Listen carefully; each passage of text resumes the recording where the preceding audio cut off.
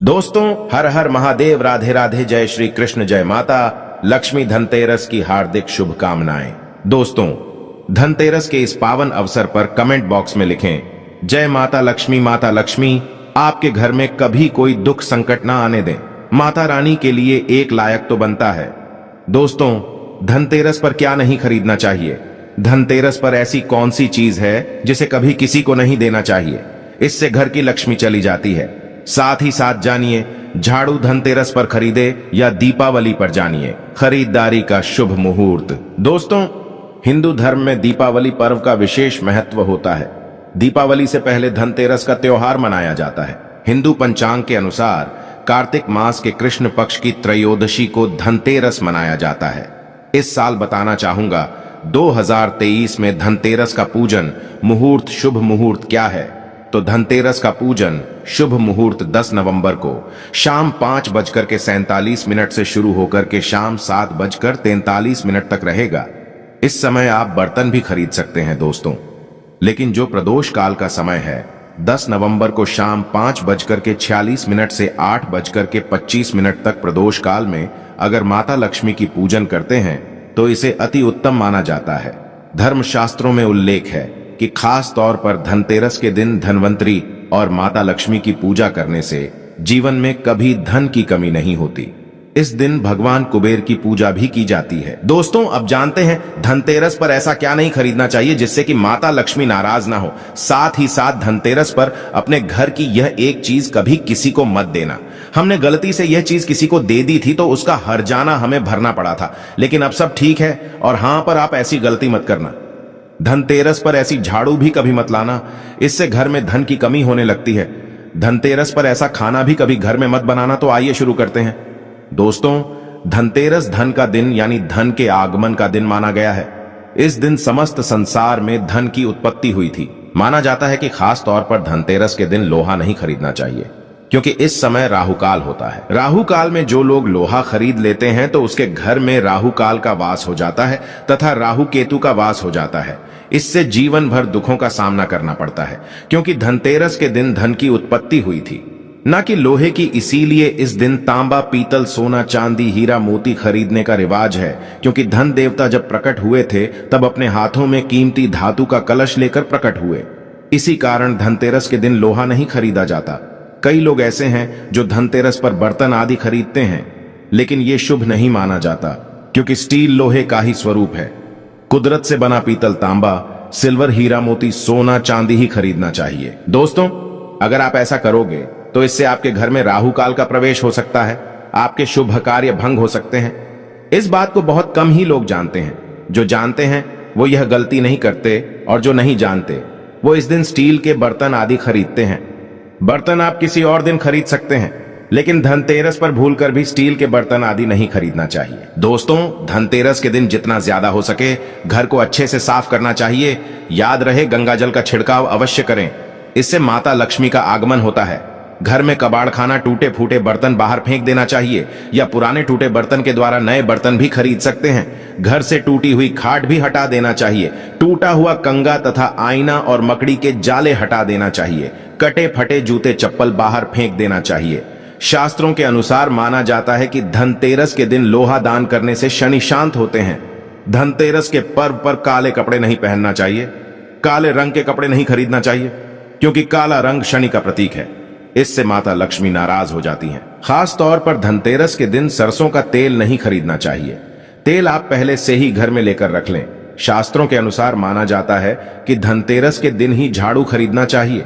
दीपावली के दिन कभी झाड़ू नहीं खरीदना चाहिए, क्योंकि धनतेरस के दिन माता लक्ष्मी प्रकट हुई थी। इसी कारण धनतेरस के दिन ही झाड़ू खरीदने का रिवाज है। लेकिन आप चाहें तो दीपावली पर झाड़ू खरीद सकते, लेकिन इसका प्रभावशाली असर धनतेरस पर ही होता है। धनतेरस पर झाड़ू खरीदना बहुत ही शुभ और मंगलकारी माना गया है। इससे घर में साक्षात माता लक्ष्मी का आगमन हो जाता है। दोस्तों, लेकिन याद रहे, झाड़ू की पूजा दीपावली पर ही करें, और यह भी ध्यान रखें कि झाड़ू प्लास्टिक का दीपावली पर या धनतेरस पर कभी ना खरीदे। प्लास्टिक का झाड़ू माता लक्ष्मी का प्रतीक नहीं मानी गई है। प्लास्टिक राहु से संबंधित होती है। यदि आप प्लास्टिक का झाड़ू लेंगे, समझो आप राहु केतु को अपने घर में लेकर आ रहे हैं। आप कंगाल और बर्बाद यानी आपका घर नष्ट हो सकता है। दोस्तों, माना जाता है कि इस दिन धनिया घर में अवश्य लाना चाहिए। धनिया धन के देवता का प्रतीक है। इस दिन गमले में या किसी माटी में धनिये के बीज डाल देने से उसमें जो हरियाली आती है, उससे यह पता चलता है कि धन के देवता आपसे बहुत प्रसन्न है। माता लक्ष्मी आपको माला माल करने वाली हैं, शीघ्र ही धनी बनाने वाली हैं। अब आपकी गरीबी, दुख, दर्द, बुरे दिन खत्म होने वाले हैं। धनिये से निकलने वाली हरियाली में 1 रुपए का सिक्का जरूर डाल दें। इससे घर में सुख, समृद्धि आती और संपन्नता बनी रहती है।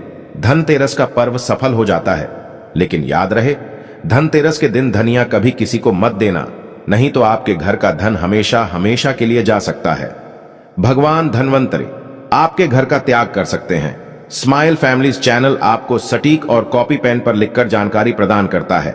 आप हमारे चैनल में बने रहे। दोस्तों, इसे आप मामूली बात ना समझे। धनतेरस के दिन कभी किसी को उधार पैसा मत देना या उधार लेना भी नहीं चाहिए। धनतेरस के दिन घर का चावल कभी किसी को नहीं देना चाहिए, क्योंकि चावल को माता लक्ष्मी का प्रतीक माना गया है। धनतेरस के दिन अपने घर की लक्ष्मी की कोई भी प्रतिमा, गणेश की प्रतिमा या कोई भी देवी देवता की मूर्ति कभी किसी को नहीं देना चाहिए।